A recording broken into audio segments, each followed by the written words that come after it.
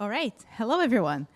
So I decided to submit this talk because I saw this talk from the OpenAI guy about the new code, where he talks about how specs will become the new code. And I was very excited about, yes, specs. And then I realized he was talking about English. Like, really? Natural language? Is that where you're going? I didn't like that, because how do we know if the LLM actually understood what we meant in our English spec? How do we know if the spec is not ambiguous?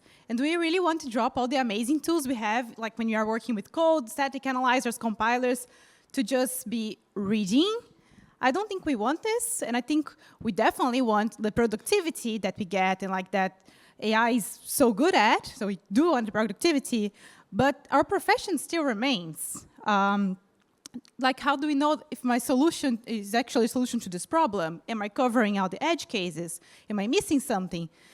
For these questions, natural language is a very bad tool to handle. And I think we are collectively very excited, but also tired about AI, because we are tired of writing these huge prompts and agents in just like natural language and with no structure. And we are also very tired about like asking AI to do something, and then AI gives us like a huge diff, and then we have to read it and determine if it's correct or not. And we feel very disconnected from that code that AI wrote for us. But most of all, we are really worried about the security and the hacks that will come out of this code that AI wrote, and we try to read, or our colleagues try to read, but we miss something, because we miss that connection, and we miss the thing that brought us to work with this stuff in the first place. So, is anyone here excited to audit this new code? I'm not.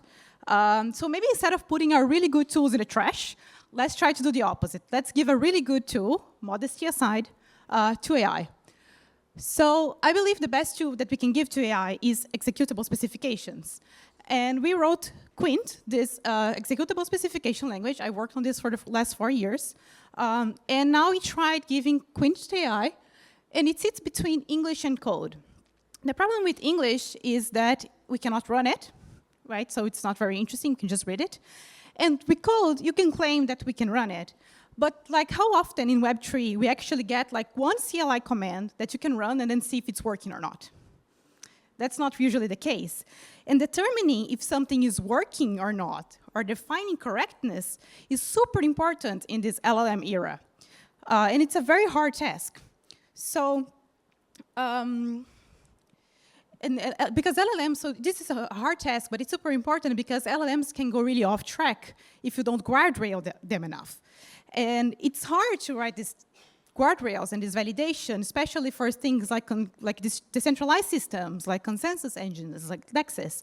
And it's even harder when you're feeling super disconnected from your protocol because you use AI to generate it in the first place. So by playing with a Quint spec, you can have that connection back. That's so important for LLMs. So let me more concretely explain what we did.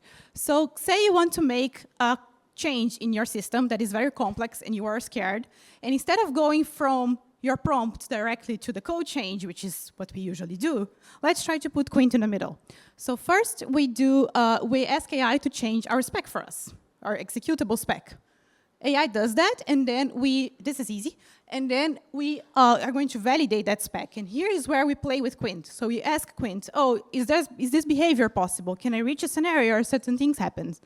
And this is when we gain confidence and get the connection back. So this is when we feel confident about our protocol, our algorithm again. And only when you have the spec where you are confident about, that's when you are going to ask AI to make the change on the code with that spec as input.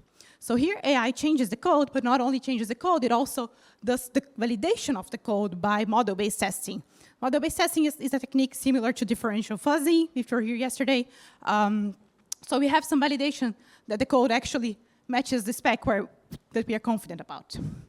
So we tried this approach not on a toy example.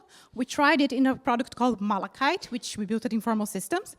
And 2 fun facts about Malachite. First, it was acquired by Circle from USDC this year, so they built their new blockchain, Arc, so Arc is running on Malachite.